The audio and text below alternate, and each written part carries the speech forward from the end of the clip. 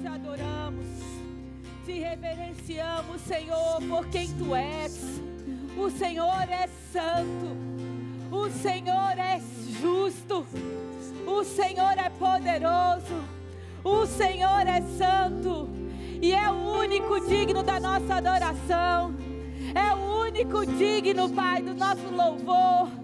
Nós nos rendemos a Ti, Senhor. Nos submetemos a Ti, Senhor. Reconhecemos a Sua santidade. Reconhecemos a Sua divindade. Reconhecemos e honramos. Santo, Santo, Santo.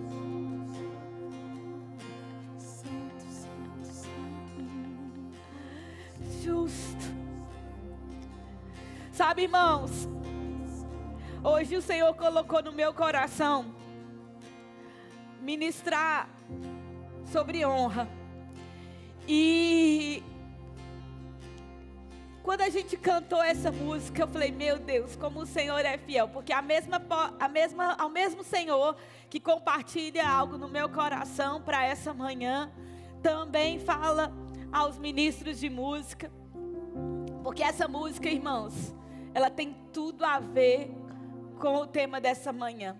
E eu creio, queridos, e numa coisa que eu até falei para o Wallace na sexta-feira, que um ambiente de honra, ele é imã de milagres. Eu estava conversando com o Wallace sobre outra coisa, e essa frase, essa inspiração que eu creio veio do próprio Deus. E eu acredito, irmãos, verdadeiramente, que quando a gente aumenta o nível de honra, aumenta o nível de milagres. Eu não sei quanto a você, mas eu preciso dos milagres do Senhor. Eu vou falar da minha própria vida. Há coisas grandiosas demais que tem no meu coração para fazer. Há desafios, por vezes, maiores do que eu conseguiria superar. Eu não quero viver uma vida no natural. Deus me livre de viver só pelo pão de cada dia. O nível para nós, irmãos, é o nível do sobrenatural. E esse nível do sobrenatural é o nível dos milagres do Senhor. É da vontade de Deus. Lembra, irmãos, eu não vou nem dispensar a música porque a gente ainda não acabou.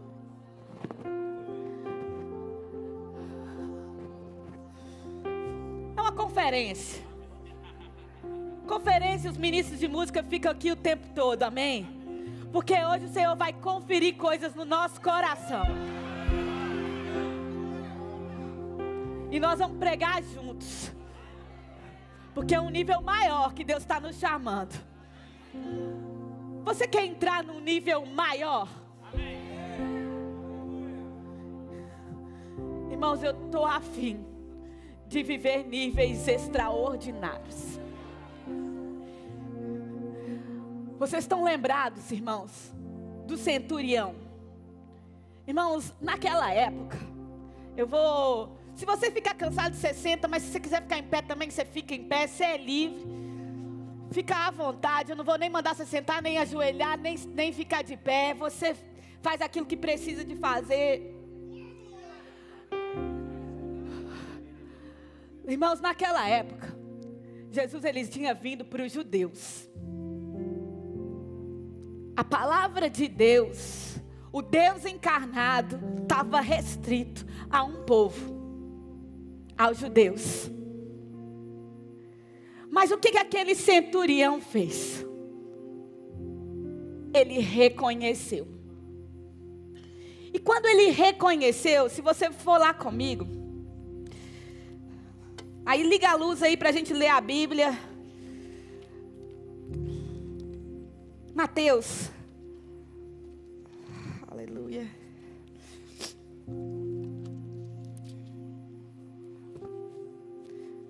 Mateus capítulo 5 diz assim: tendo Jesus entrado em Cafarnaum um centurião.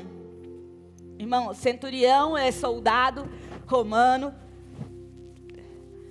que estava a cargo de 100 soldados. Um homem já alto no ranking militar da época, mas não era da linhagem, mas não era para ele. Ele não tinha aliança, ele não era circuncidado. E diz assim: tendo Jesus entrado em Cafarnaum, um centurião se aproximando dele, implorando: Senhor, o meu servo está na minha casa, de cama, paralítico, sofrendo horrivelmente. Jesus lhe disse: eu vou curá-lo. O centurião não se aproximou de Jesus assim como qualquer um. Ele disse, ele reconheceu: Senhor, Senhor. Ou seja, a autoridade, o poder estava com Jesus. Eu me submeto, eu não quero dar ordens. O Senhor é Senhor. Ele reconheceu a posição, ele reconheceu que Jesus foi um enviado da parte de Deus, ele reconheceu o poder. Tudo isso, Senhor. Quando a gente faz de Jesus Senhor da nossa vida, significa que a gente não quer mais viver pelo nosso próprio nariz. Eu não sou dono de mim mesmo. Eu tenho um Senhor. Tem alguém que manda em mim. Eu tenho um Senhor. Senhor, o meu servo está na minha casa, de cama, paralítico, sofrendo horrivelmente. Jesus lhe disse: eu vou curá-lo. Mas o centurião respondeu: Senhor, não sou digno de recebê-lo em minha casa, mas apenas mande com uma palavra, e o meu servo será curado. Porque também sou homem sujeito à autoridade, tenho soldados às minhas ordens, e digo a este: vá, e ele vai. E a outro: venha, e ele vem. E ao meu servo: faça isso, e ele faz. Ou seja, a palavra de Deus, a palavra de Jesus é suficiente. O centurião, que não tinha aliança, que não era para ele a palavra, ao reconhecer o poder de Jesus, ao reconhecer o poder da palavra, ao reconhecer o senhorio dele, a gente sabe o fim da história. O que um imã faz? Atraiu, chamou o milagre.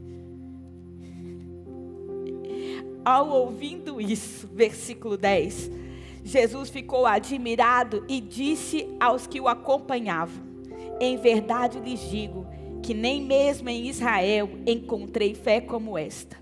Digo a vocês, que muitos virão do Oriente e do Ocidente, e tomarão lugar à mesa com Abraão, Isaque e Jacó no reino de Deus. A nossa aqui, gente.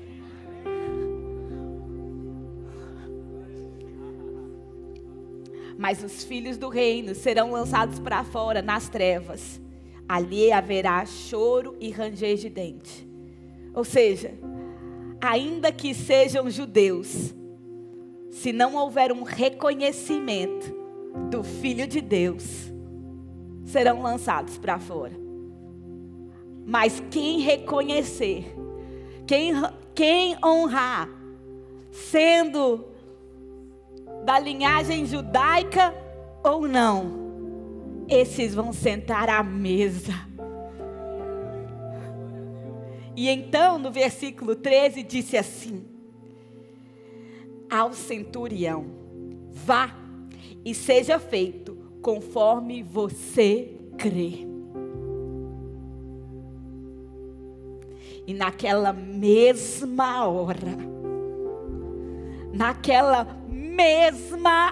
hora, o servo do centurião foi curado. Irmãos, a palavra acompanha a ação. Mas sem também palavra, a gente pode expressar honra de muitas formas. Com palavras, com ação, com serviço, com presente.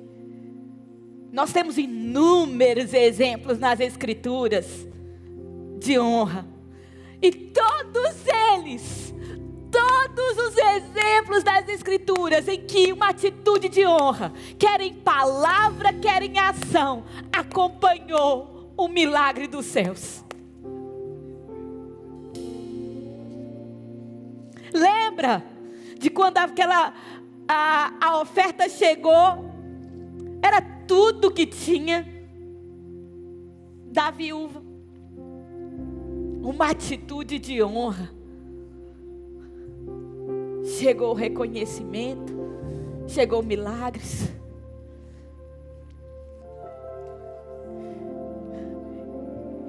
Irmãos, a gente tem um cadinho a crescer nesse assunto de honra. Honrar a Deus é uma coisa, e a gente precisa de crescer nisso, porque quando o Senhor fala, a gente tem que ser pronto para obedecer. Eu vou falar de mim.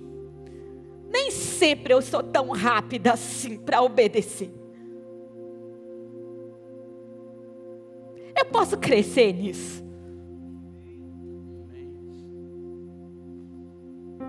Eu posso ser mais rápida para obedecer ao Senhor em algumas áreas da minha vida.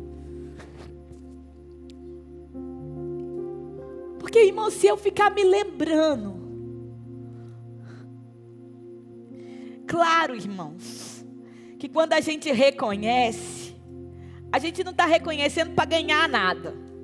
É um reconhecimento já da posição, de quem ele já é.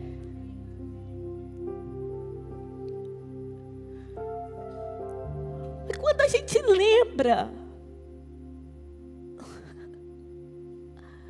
meu Deus do céu, quando a gente lembra o resultado que aquilo ali nos dá, mais rápido ainda a gente tinha que ser para obedecer.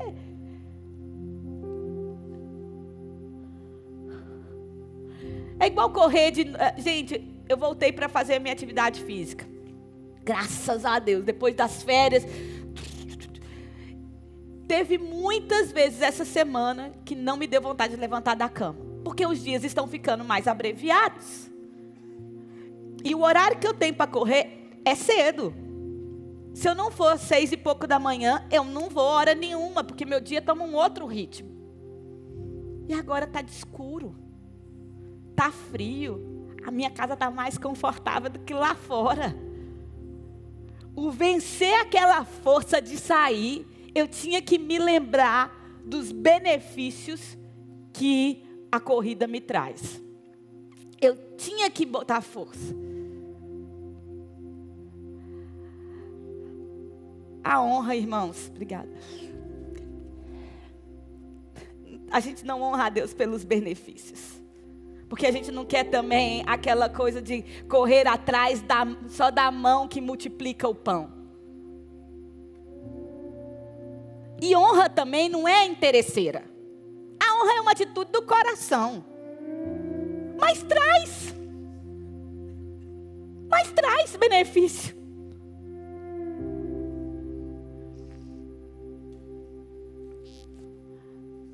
Sabe, queridos, é nas mínimas coisas. É nas mínimas coisas. E numa mudança de chave, de viver uma vida honrosa, vai nos levar para um outro patamar. na nossa casa, com a nossa família. Sabe, irmãos, eu estava lendo e o livro, né, da Dev Titus, Experiência do Lar. E como que o princípio da honra mexe comigo. Tem um capítulo nesse livro que é muito interessante e fala mesmo, e ela inspira a gente honrar a nossa casa mais ainda. E uma das coisas, e começa no simples, uma mudança no coração. Eu vou honrar a minha família. E quando eu começo a honrar a minha família, eu vou botar a mesa mais bonita para a minha família. Eu vou cuidar da forma como eu falo com o meu cônjuge, com os meus filhos. Porque a gente se lembra. E é aquela coisa. Se a gente honra os nossos filhos, a nossa família, irmãos, a gente vai estar atraindo milagre para dentro de casa. A melhor louça não é para a família, não é para os de fora, é para a nossa casa. O melhor do nosso tempo não são para os outros, é para a nossa família.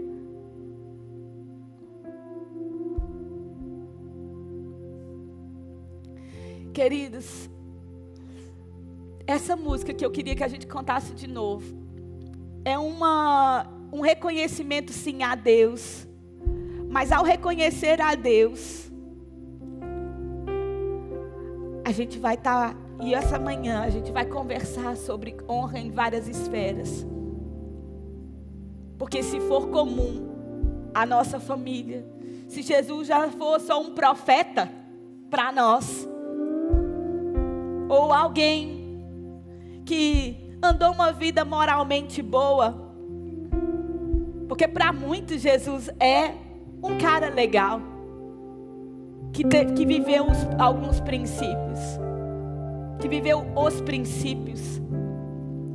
Mas se ele for só isso para as pessoas e não for Senhor, a vida daquela pessoa está toda embaralhada. Por mais que por fora possa parecer tá orientado, não tá.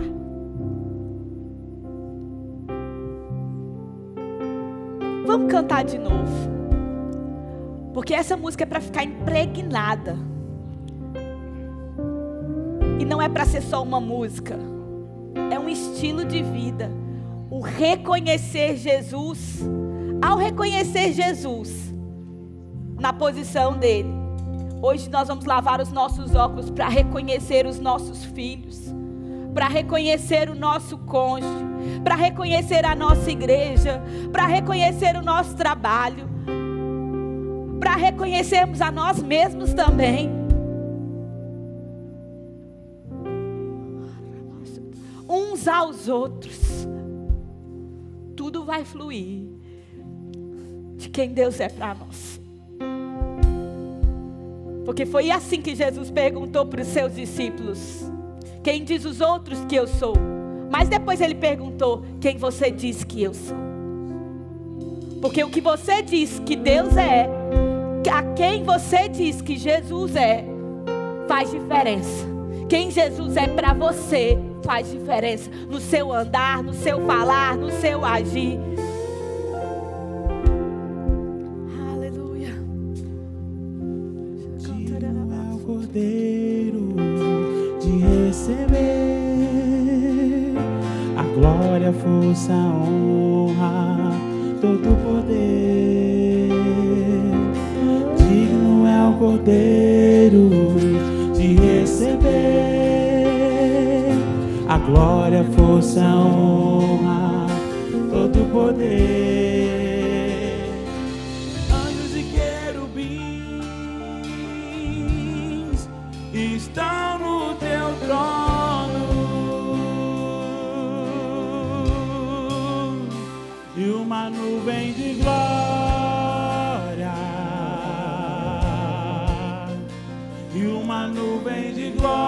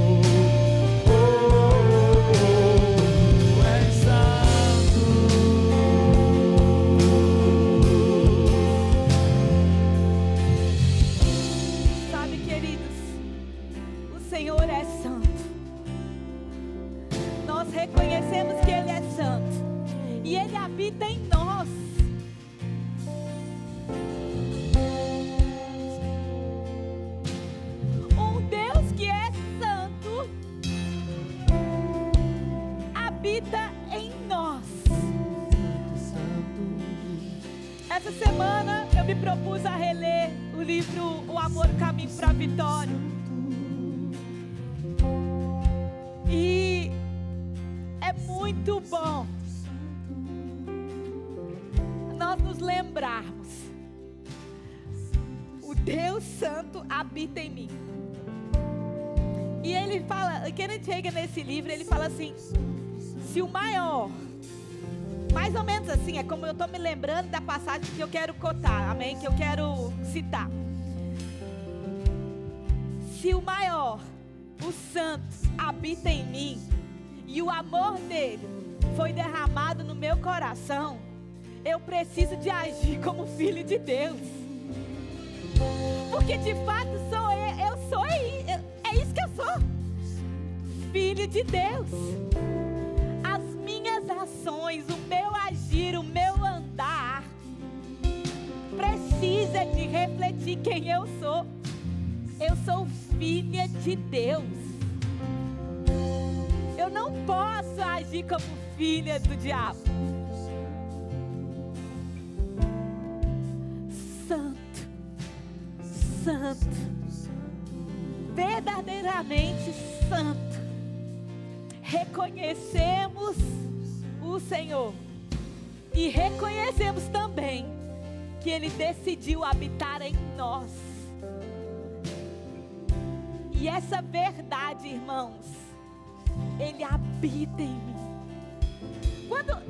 Vamos falar sério, cá entre nós, quando você se lembra que o santo, o justo, habita em você, você dá uma má resposta?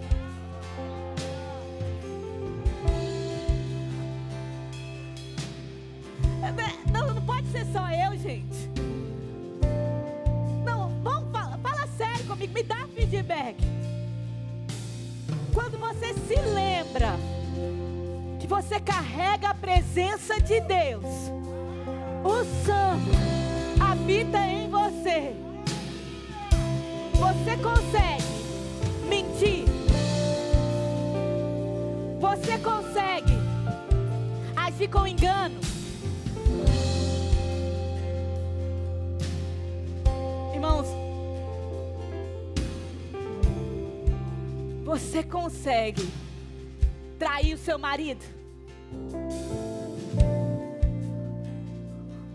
Pecar? A gente precisa de levantar mesmo quem Ele é para nós. Porque a santidade dele reflete. Por que a gente não consegue? Sabe por quê? Porque a gente reflete a santidade dele. A gente olha para ele, a santidade dele nos constrange.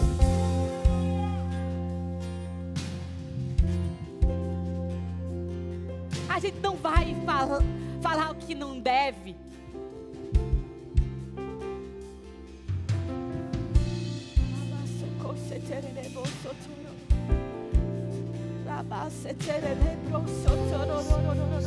Fazer o que não deve.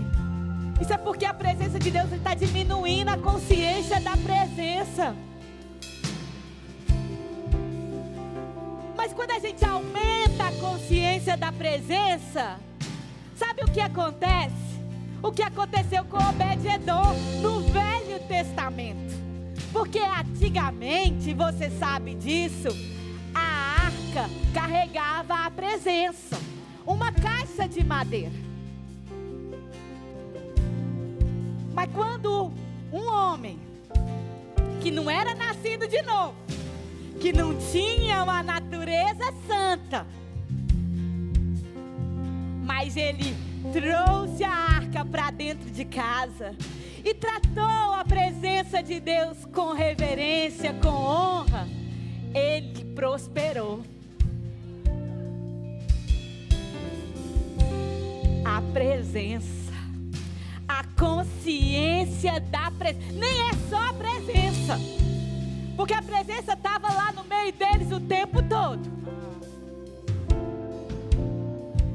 assim como ela está às vezes em nós.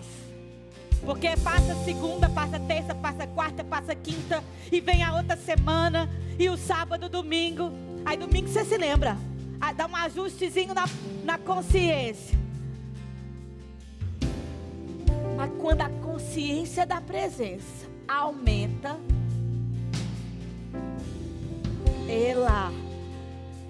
a nossa atitude, o nosso andar em amor, a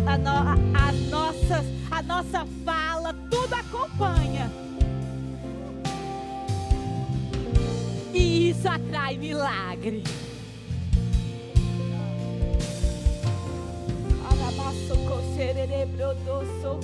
E Ele nos garantiu que coisas maiores nós faríamos. Se nós não estamos andando nesse nível de coisas maiores, é porque está faltando na gente consciência e reverência. Porque em Atos, eles estavam bem conscientes daquilo que Jesus podia fazer, do que Jesus fazia, dos milagres, e homens tal como nós, nascidos de homem e mulher normal, não tinham a vida por preciosa. Estavam dispostos a morrer por causa do Evangelho. E viveram os maiores milagres.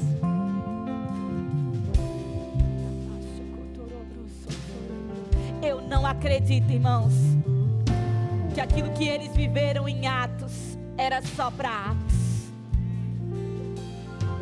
Porque, embora eu ache e eu tenho certeza disso, que Deus me ama demais,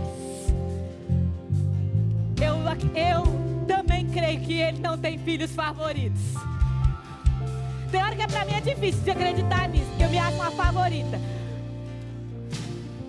Mas eu sei pela palavra que Ele não mente. Então, é porque não está tendo obediência às vezes.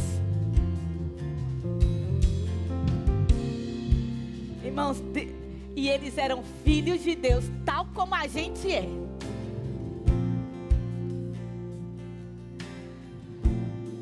Exatamente igual. Lembra de Atos 16, irmãos? Paulo e Silas estavam na prisão. Vocês lembram? E eu falo vocês lembram, é para constranger mesmo, irmãos. Porque se você não está lembrando, você está lendo pouca Bíblia.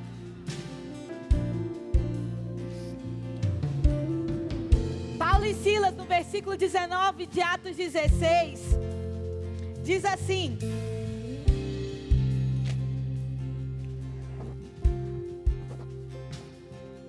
quando os donos da jovem viram que se havia desfeito a esperança do lucro, arrancaram Paulo e Silas e os arrastaram para a praça, à presença das autoridades. E levando-os aos magistrados, disseram: estes homens, sendo judeus, perturbam a nossa cidade, propagando costumes que não podemos aceitar, nem praticar, porque somos romanos. Então a multidão se levantou unida contra eles, e os magistrados, rasgando-lhes as roupas, mandaram açoitá-los com varas. E depois de lhes darem muitos açoites, os lançaram na prisão, ordenando ao carcereiro que os guardasse com toda a segurança. Irmãos, eles estavam fazendo o certo, velho. Eles estavam pregando a palavra de Deus. E sabe a colheita deles? Açoites. Mandaram para a prisão. Muitos de nós, sendo sincero, ia chegar lá na prisão e falar: desisto.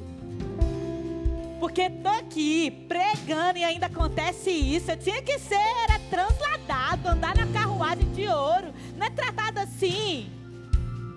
Que falta de consideração, nananã, e botando a culpa em Deus.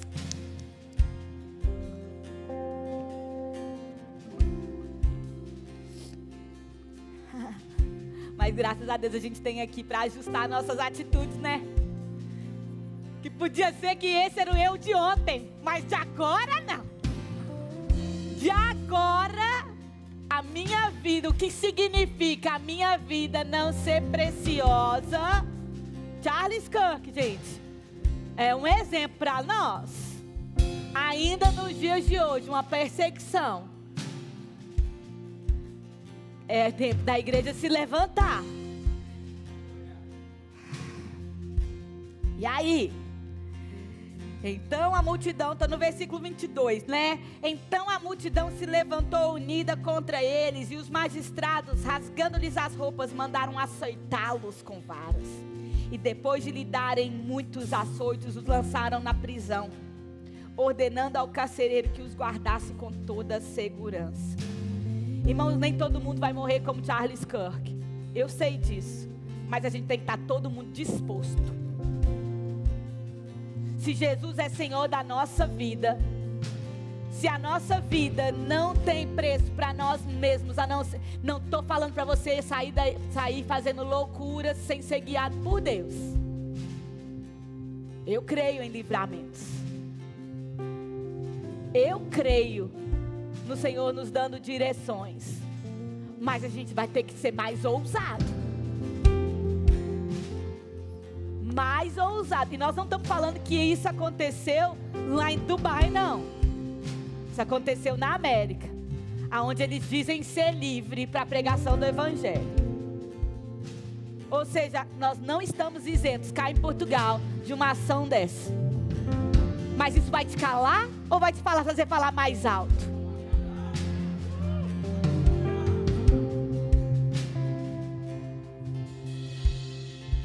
Sabe por que, irmãos, a nossa vida não é preciosa para nós mesmos? Porque nós reconhecemos que Ele é santo. Porque verdadeiramente nós vivemos aquilo que nós pregamos. Agora, se isso for uma coisa só de domingo a domingo, vai nos acovardar. Mas se for uma realidade para nós, mas se for verdade aquilo que, se a gente, if we mean it what we say, se a gente tiver convicção do que a gente está cantando, do que a gente está dizendo que acredita, a gente vai se levantar. Porque a amizade não pode ser mais importante do que o Senhor nas nossas vidas. E aí no 23, depois de lhes darem muitos açoites, os lançaram na prisão. Imagina, irmãos, o corpo deles devia estar doendo. Imagina se às vezes a gente sente na pele algumas privações aqui. Eu acredito que ele estava sentindo na pele, no subcutâneo, nos tendões e sei lá o que, porque eu não sou da área da saúde. Aleluia. Olha isso. E o que eles falaram? Depois de lançar eles na prisão, ordenando ao carcereiro que os guardasse com toda a segurança. Este, recebendo tal ordem, levou-os para o cárcere interior e prendeu os pés dele no tronco. E da boca deles, irmãos, veja o versículo 25. Por volta da meia-noite, Paulo e Silas oravam e cantavam louvores a Deus. Eles não murmuravam pelo aquilo que eles passaram por amor ao Senhor.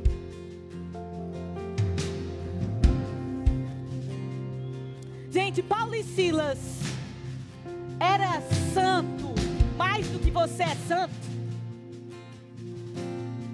Obrigada, irmão, que respondeu lá no fundo. Paulo e Silas era mais filho de Deus do que você e eu. Paulo e Silas tinha alguma coisa diferente neles em natureza? Não.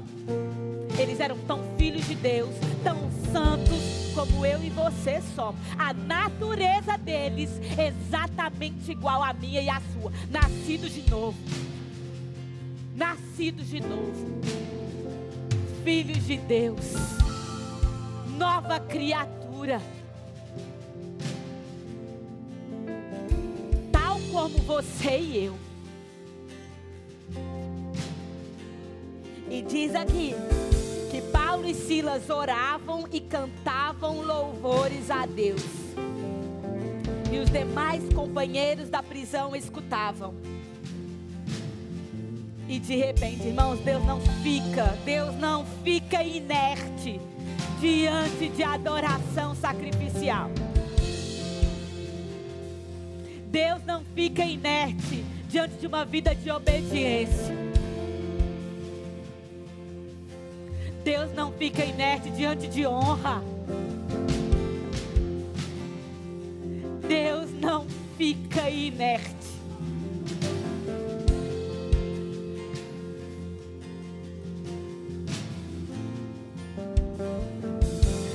A palavra de Deus tem todo o poder, irmãos. Todo o poder.